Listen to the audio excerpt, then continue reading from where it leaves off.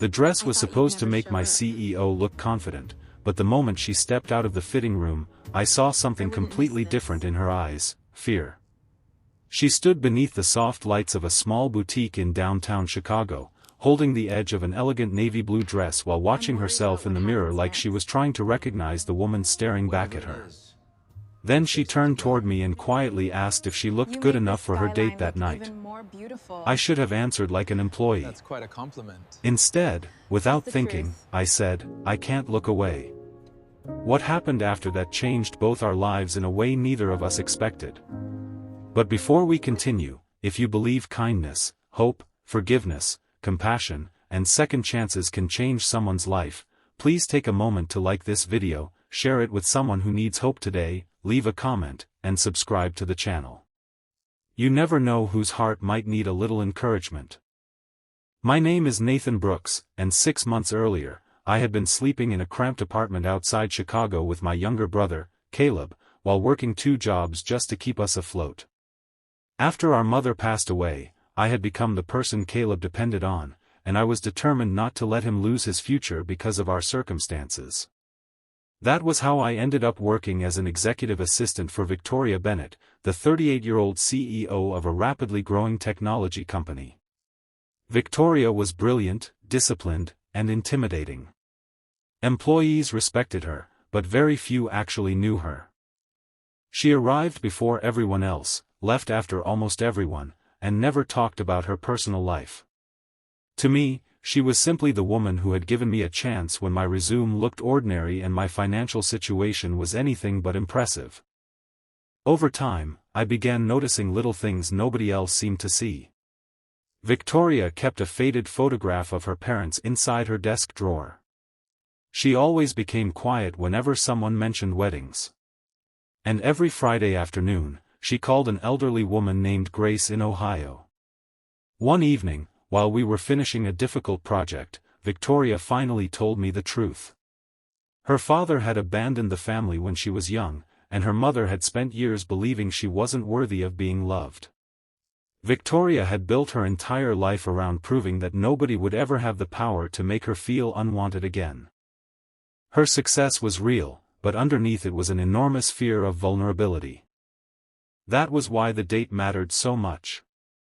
A family friend named Jonathan had asked her out, and for the first time in years, Victoria had agreed.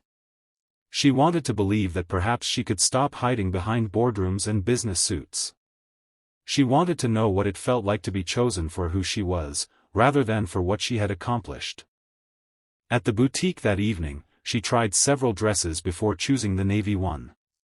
When she asked me how she looked and I accidentally told her I couldn't look away, silence filled the room. I immediately apologized, embarrassed by my honesty. But Victoria smiled, not the polished corporate smile everyone knew, but a small, genuine smile I had never seen before. She told me that nobody had spoken to her like a woman in years. Everyone spoke to the CEO. Almost nobody spoke to Victoria. The date went well, but it didn't become a romance. Jonathan was kind, yet Victoria realized they wanted different things. Instead of being disappointed, she came back to work the next morning strangely peaceful. She told me that for the first time, she had gone on a date without trying to impress anyone. She had simply been herself. Then came the unexpected crisis. A major investor threatened to pull millions of dollars from the company after discovering financial problems left behind by a former executive. Victoria was blamed publicly, even though she hadn't caused the mistake. Her board wanted her to resign temporarily. Employees began whispering. Her confidence disappeared almost overnight. I watched the woman who had once seemed impossible to break sit alone in her office long after midnight. She looked at the photograph of her parents and finally admitted that she was tired of fighting to prove she deserved her place. I reminded her that being responsible for people didn't mean carrying every burden alone. She didn't need to be perfect to be worthy. Victoria eventually faced the board, accepted responsibility for what she could control, exposed the former executive's misconduct through proper legal channels, and refused to sacrifice innocent employees to protect her reputation. The company survived. More importantly, she changed. She stopped measuring her worth by quarterly numbers and began spending time with Grace, her employees, and people she had pushed away for years. Months later, Victoria invited me to a small family dinner at her home. Caleb was there, Grace had traveled from Ohio, and several people who genuinely loved Victoria filled the room. Before dinner, Victoria handed me a small envelope. Inside was a letter thanking me for reminding her that people weren't positions, resumes, or achievements. She said that when I told her I couldn't look away, I had unknowingly helped her realize she didn't need to hide anymore.